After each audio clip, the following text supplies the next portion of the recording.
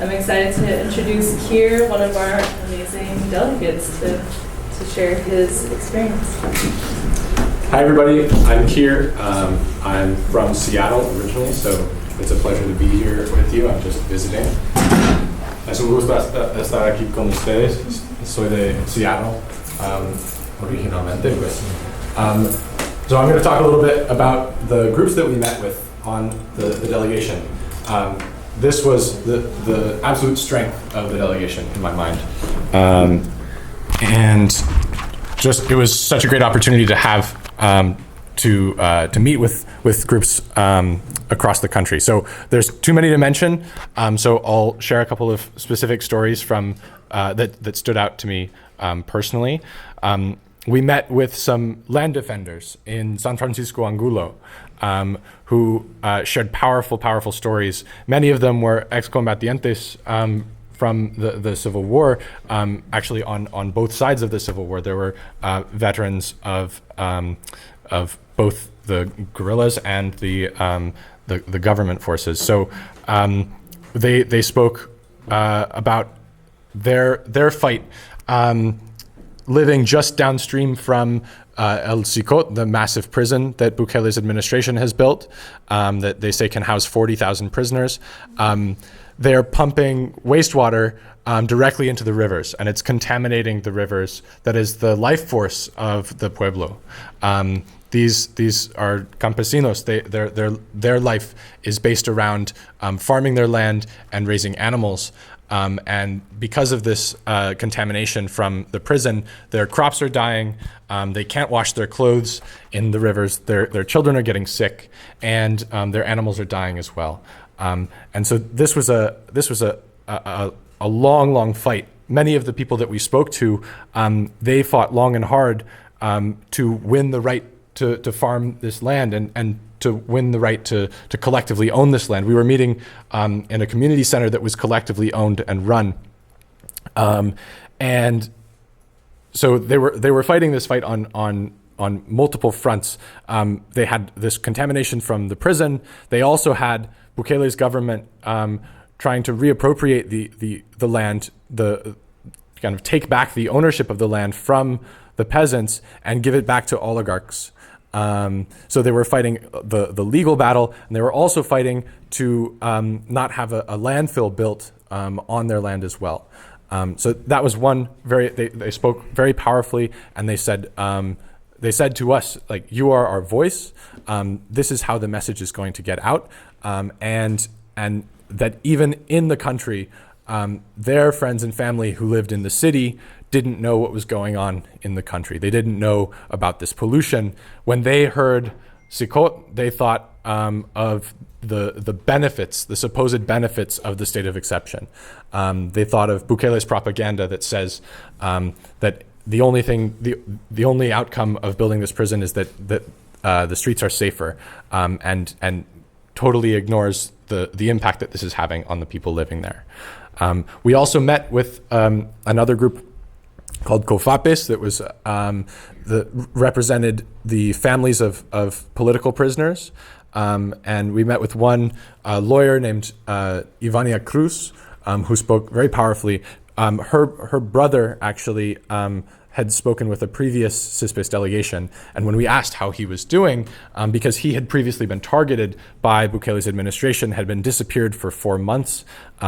His family, including Ivania, had not been able to get in contact with him, both like either as his lawyer or as his sister. And she said that he had to flee the country because he was afraid of being thrown back in prison under the state of exception. So this was another group. They talked about 75 political prisoners that are in prison right now on supposed charges of corruption. Many of them have not received trials, and that was one through line that we saw was Bukele's administration working very hard to paint all opposition as the same, and to paint the FMLN and Arena as the same, and to say they're all corrupt. The only politician you can trust is me. But what we saw on the ground and what we heard from COFAPES was that Bukele's administration and they're persecuting. The vast majority of the people that they're persecuting are from the left, and out of those 75 political prisoners, only 3 were right wing, and the rest had previously been associated with the FMLN or were union leaders. So that was one impact of the state of exception that I think does not get talked about enough, especially in the United States, is that this is politically, Bukele is using the state of exception to persecute his political enemies and to make sure that they feel afraid to speak up. On that note, we also saw, we heard from some union organizers who spoke to the impact that Bukele and the state of exception has had on their union organizing. One story that was particularly powerful was of teachers who participated in a protest as a part of the bloque. And they participated in a protest against the regime on the Friday of a school day, or of a school week, and they called off work and walked out to go to this protest. Now, Bukele's administration, afterwards, in response to this protest, asked the school districts for the list of teachers who had asked for that day off work. And then on top of that, they made public that they had requested that list to have this kind of chilling effect and scare the teachers into knowing that the government knew exactly the names and workplaces of each of the teachers who had called out to participate in this protest. So I'll share one more story, which was that we heard about the impact of militarization day to day. We saw that firsthand. We saw military on the streets in many large numbers. We saw them patting down young men and asking to see their credentials, and standing guard outside the pupuseria right down the block, and the pupuseria on every block. So that militarization, and Karl will speak to this about the elections more specifically, but we saw a similar effect where to the teachers' protest, where Nuevas Ideas party members and the military were handing out aid packets to community members in the days leading up to the election, and taking down the names of the people that they handed out these food packets to. So that was a clear instance of trying to sway people into voting for Nuevas Ideas and using the power of the military to do so. So those were a couple of the examples, and now I'll pass it on to Karl. So first off,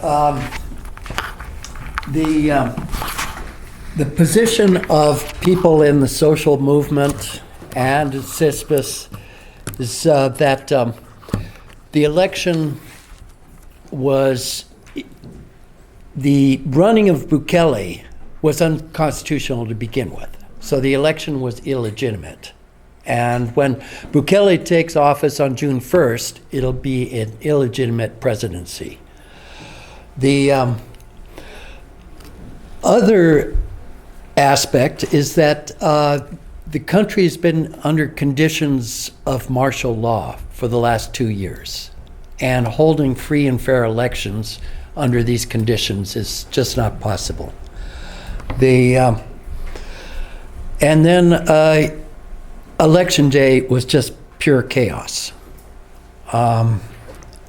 Much of it had to do with that the government policy is now that in the past elections that we witnessed, they were very smoothly run because the people at the voting tables, what are called the JRVs, were experienced, and most of them were party activists. The government then passed a policy that people who were affiliated with a political party could not be at the voting table. Now, it worked very smoothly, and there was plenty of checks and balances, because the people at the voting table were then also under scrutiny by the vigilantes of each political party. would be also there as, witnessing everything that was being done at the voting table. The voting tables now were people that were inexperienced and often didn't want to be there. It was they were kind of compelled to be there and on kind of like doing jury duty. But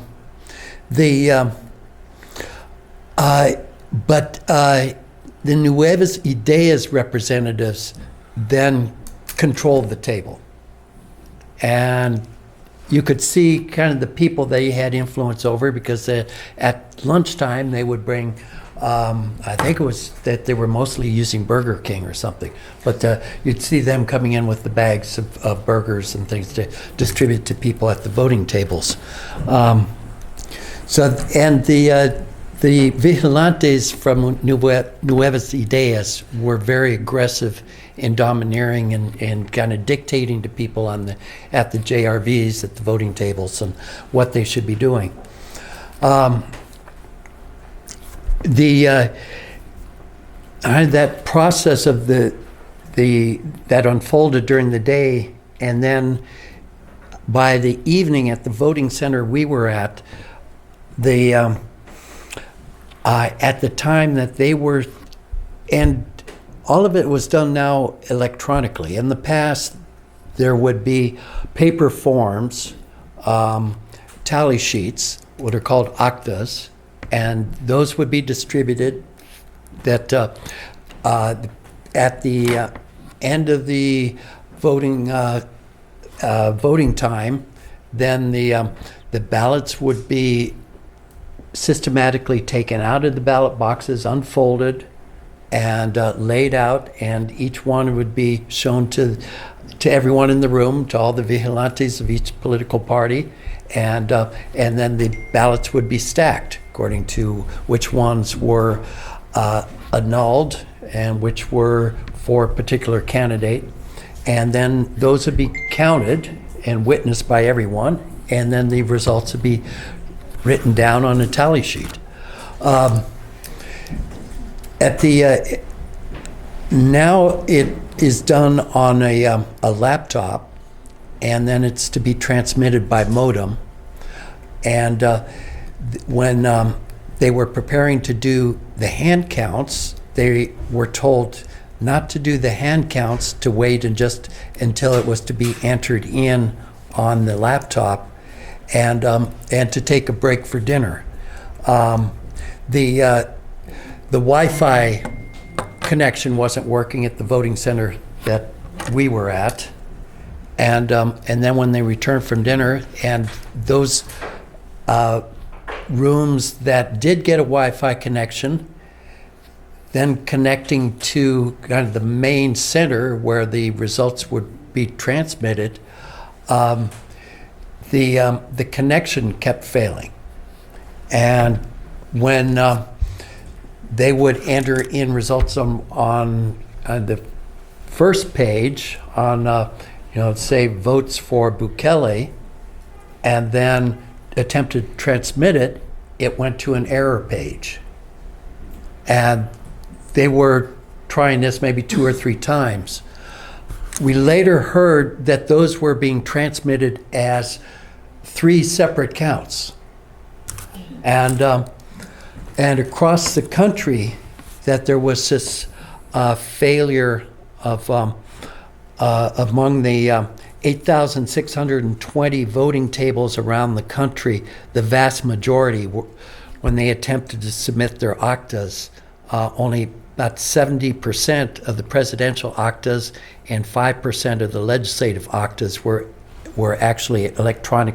By the end of election day, at election night, Bukele was on TV already announcing that he had won the election, and that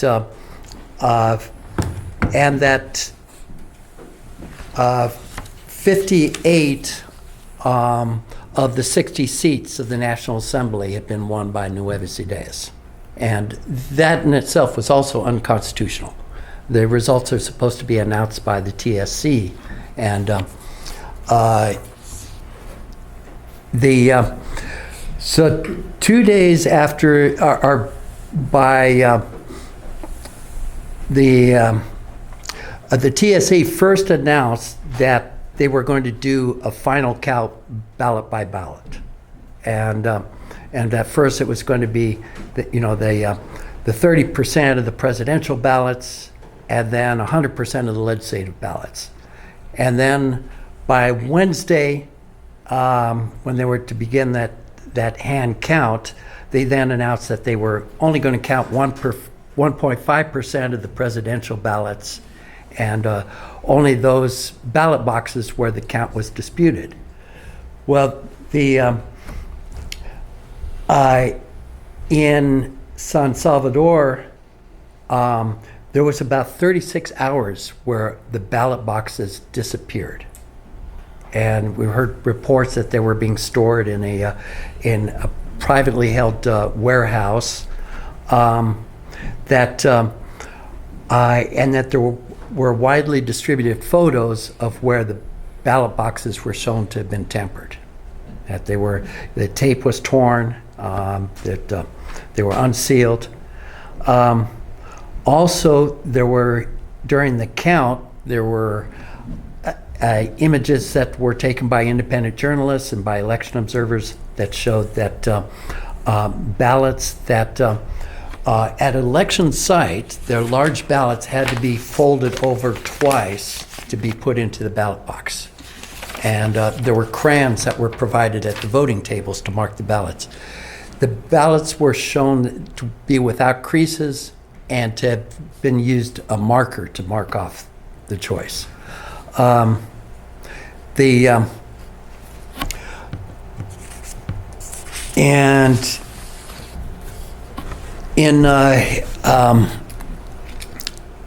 the count, the counting tables were reporting that they did not have the original actas, the ones that were signed by all the members of the JRV, and the TSE, the Supreme Electoral Tribunal, is supposed to have retained control over those actas.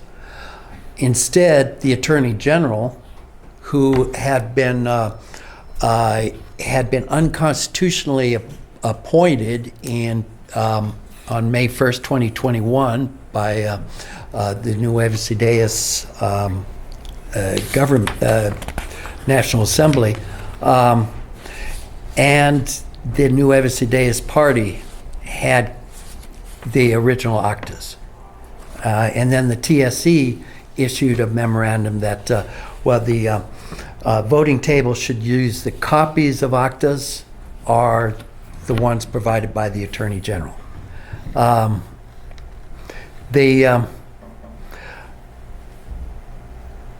By the following Sunday, 4 out of 5 of the magistrates of the TSE were even separating themselves from the decisions that were made, and saying that the decisions weren't made legally or correctly.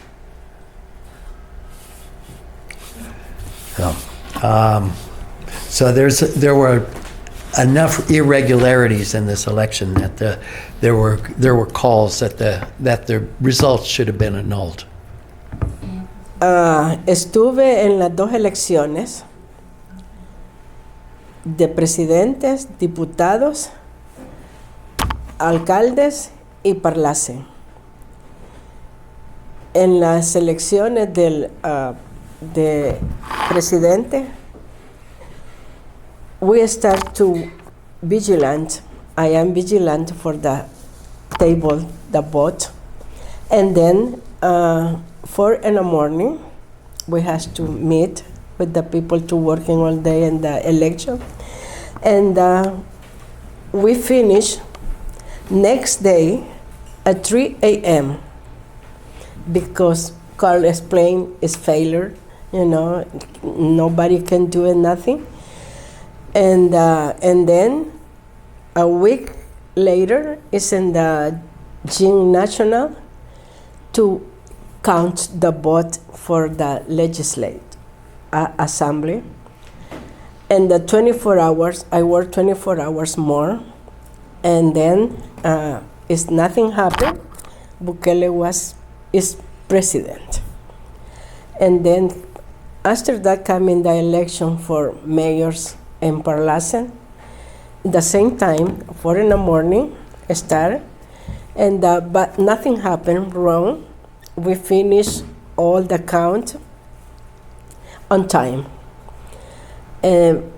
But nothing happened that Karl explained before. No failure, nothing, everything is okay. Just for the presidential and assembly, it's happened.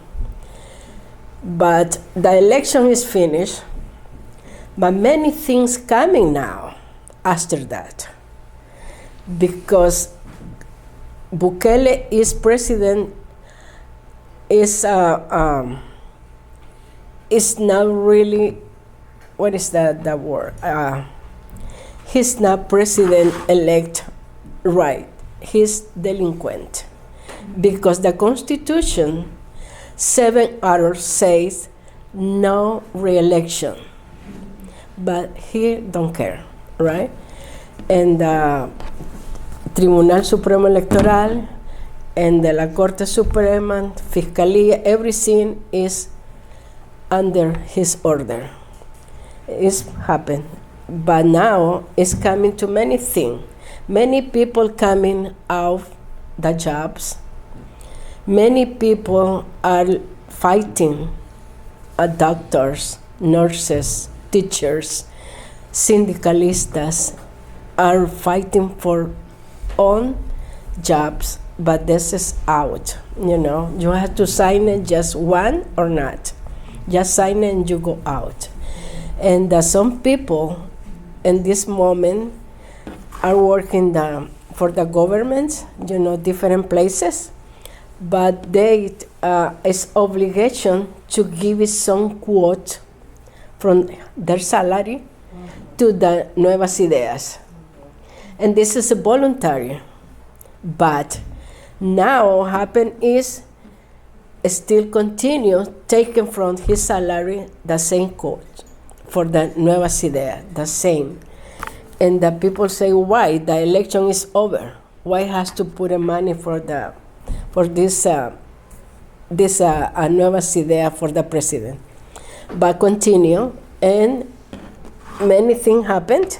The president now is over to remesas. What is remesa? Where the people are from out El Salvador and send them money for the family. The vice president says 2 days ago they want to put some taxes or maybe take some from the remesa. They don't know a percent or something like that for the remesa because they need it for the people with special attention to find a job or something like that. And la deuda, the debit from El Salvador to international bank is over millions and billions of dollars from that, and they don't have money. Why they don't have money if they have own money from our taxes? And but still continue that thing. That's just happened after the election, a new era, El Salvador. But we have a Bitcoin. For what? The country is poor country. They have it, too many things to spend the money, but not construction hospitals, not schools, no fixed school. The kid doesn't have it they have it before, shoes, uniform, scholar things, but not now. But there's still no money. They have money for everything, and they don't have money. And the other thing is, all the government doing is reserved for 7 years. You can find any information about nothing. You hear quiet. That's it. And the big carcels, prison, that's construction, big things, but no school, but no hospitals. And for what? They have more than 70,000 people in jails, only in the 2 years. 2 years, the régimen de sección, 70,000 people in jail, mostly young people. Many people are died in the prison, but nobody say anything. And that is happening to El Salvador. That's why we raise our voice. We are out, because we needed that people know how help us to defend a right derechos humanos en El Salvador. And Monsignor Romero have 44 years to assassinations, and nobody has charged. 44 years ago, and nothing happened. That's why we are, working in El Salvador to make it a good thing someday, but not soon. The soon is coming worse, very worse. Our people were suffering so much. That's why. Thank you for listening. Your point. Muchas gracias a todos ustedes por estar aquí presentes y darme la oportunidad de hablar con relación a lo que sucedió el día de la votación acá en San Francisco. Quiero decirles que cuando llegué al lugar de la votación, todo estaba ya listo, todo estaba preparado y se dio una votación bastante muy civilizada.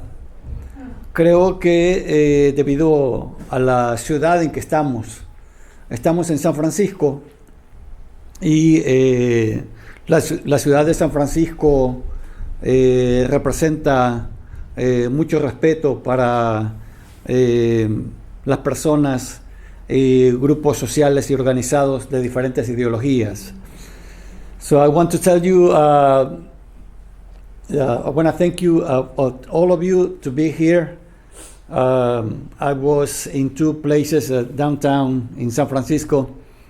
Want to let you know that the situation that particular day was smoothly.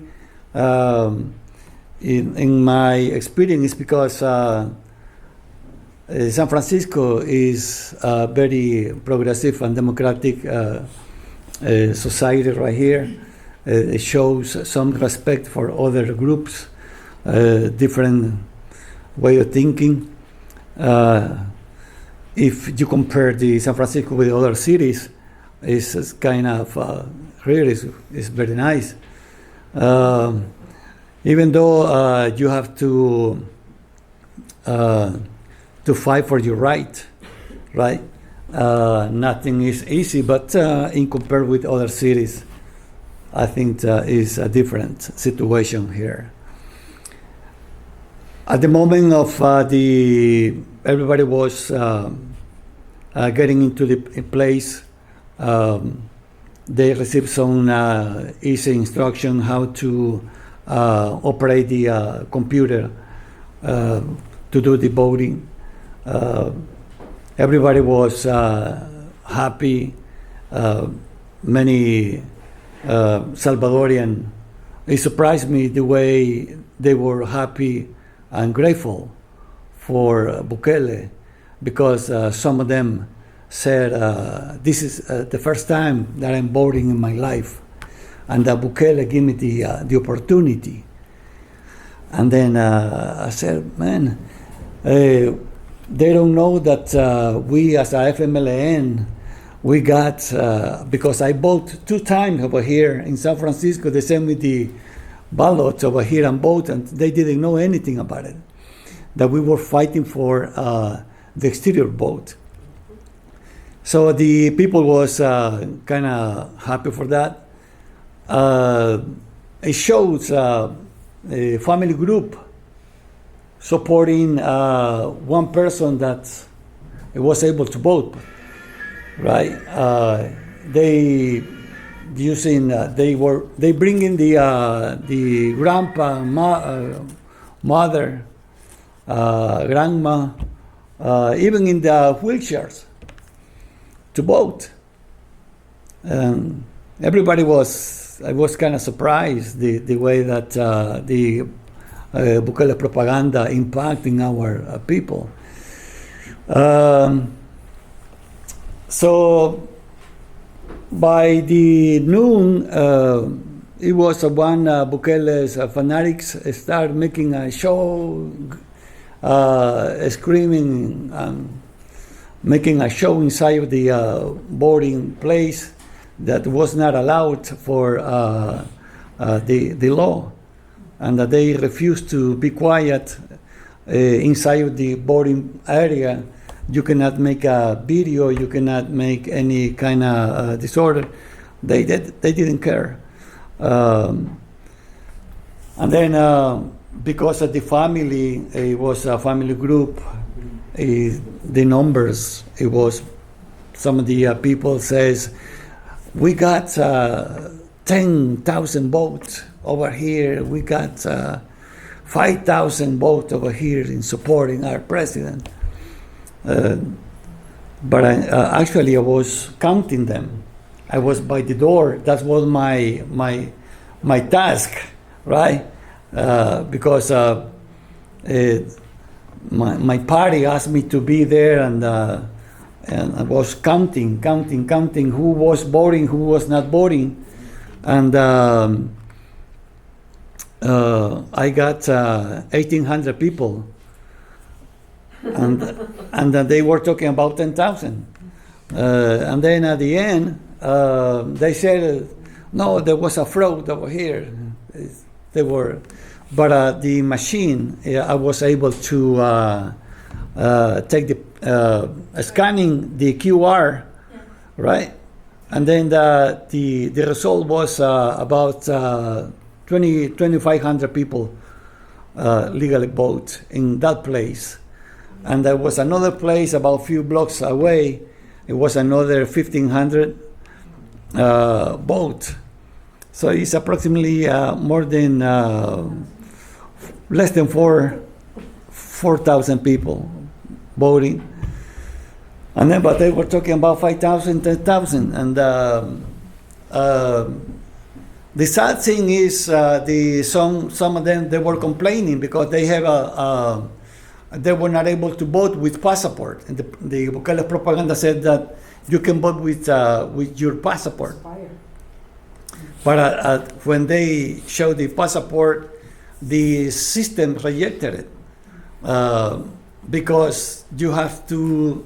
Those people that have about 25 years or 30 years here, and they didn't care about the ID, the ID, because they have another personal ID, they didn't care about it. So when you don't have the ID doesn't match in the system rejected it. So there were a lot of complaints about that. At the end, the most sad thing is that these people were so happy voting. But Bukele was in Maryland, shaking hands with Trump, with the right wing, the worst right wing, right? And according to some political analysts, Trump is going to win. And Trump already make a statement that all the immigration programs, he's going to get rid of it. All those people that were voting for Bukele, they're going to be deported if Trump won. The TPS is going to be eliminated, canceled. And some of the TikTokers in my country, they already reporting that hundreds of people every week has been deported. It's only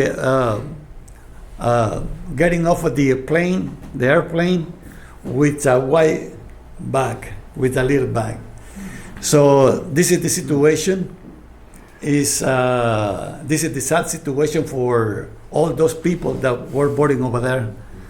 This is going to be a big surprise for them when they in 2025 they are going to be with a big surprise that maybe all those immigration programs, they're going to be already canceled, and that the situation in my country is going to be worse. That's the result of this election in my country. For our people that they don't care about the political issues, they only care about some propagandas and some figures. Thank you.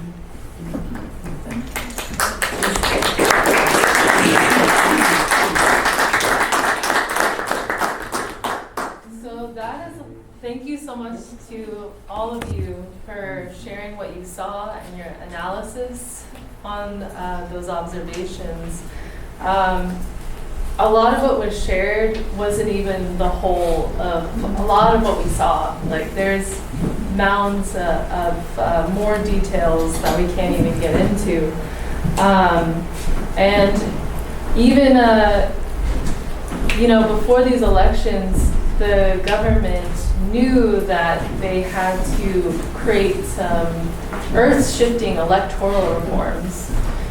For the Legislative Assembly, there were formerly 84 seats, which is supposed to represent the whole country. The reform changed that to 60. And with the municipalities, there were 262 municipalities, and the reform changed it to 44. And, with these in place, it makes you wonder, Bukele's popularity, that must be great. What about the rest of Nuevas Ideas party members? And what was found is that, for the presidential elections, he did get a lot of votes, again, from more or less what we could tell of what was documented properly or what was validated properly. But the Legislative Assembly was, Nuevas Ideas legislators received much less support than Bukele. And even though they received less support, they still got 54 out of 60 seats in the Legislative Assembly, and that's not including their allied political parties. Besides them, the only political opposition that got seats was Arena with 2 seats and Vamos that has 1 seat. This is the first time since the peace accords that the FMLN has no seat in the Legislative Assembly, which shows a clear targeting of the party. On the election, if you go to the next slide, when we were debriefing the presidential and legislative elections, we were wondering why, if you're so popular, why does this need to be chaos if you're going to win by a landslide? But it's because they know that the economy is not getting any better. People are still forced to migrate from their homes, and this will only increase.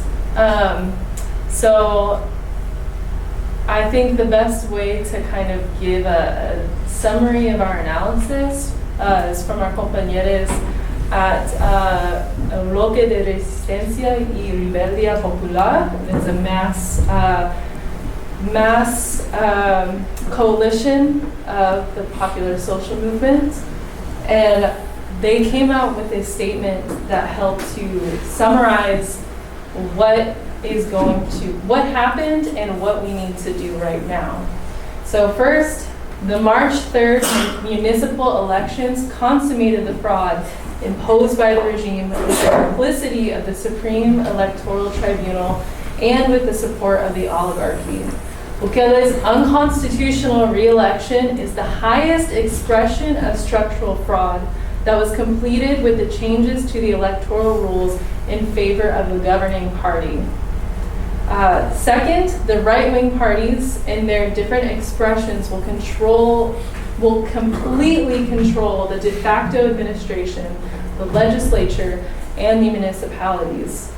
The entire state will be controlled by the right under the hegemony of Bukele's business groups. Third, the concentration of power does not favor political stability. Instead, factors for conflict will worsen as the economy tends towards stagnation, state finances are bankrupt, and public corruption will increase. Bukele and his allies will continue looting public goods, while the cost of living, unemployment, and poverty will increase for the majority, together with political persecution, arbitrary arrests, land dispossession, and human rights violations. So the fourth is that they call on the people to strengthen popular organizations and solidarity, to build unity and struggle against the regime, to courageously raise their just demands for better living conditions, to struggle for democracy and social justice, and impede on the consolidation of a dictatorship. And this goes for us as well. Our compañeros were telling us that we need to hold events like this. We need to even hold small workshops telling people what's happening, countering Bukele's propaganda, even if that also means social media, as it has been widely used. I mean, Keir and I were like approached by some guy who wanted us on his TikTok to show how beautiful the country is. You know, and that for us means we need to act, right? Our compas recently marched on, earlier this month, on the 8th and the 9th, the first march since his illegal re-election.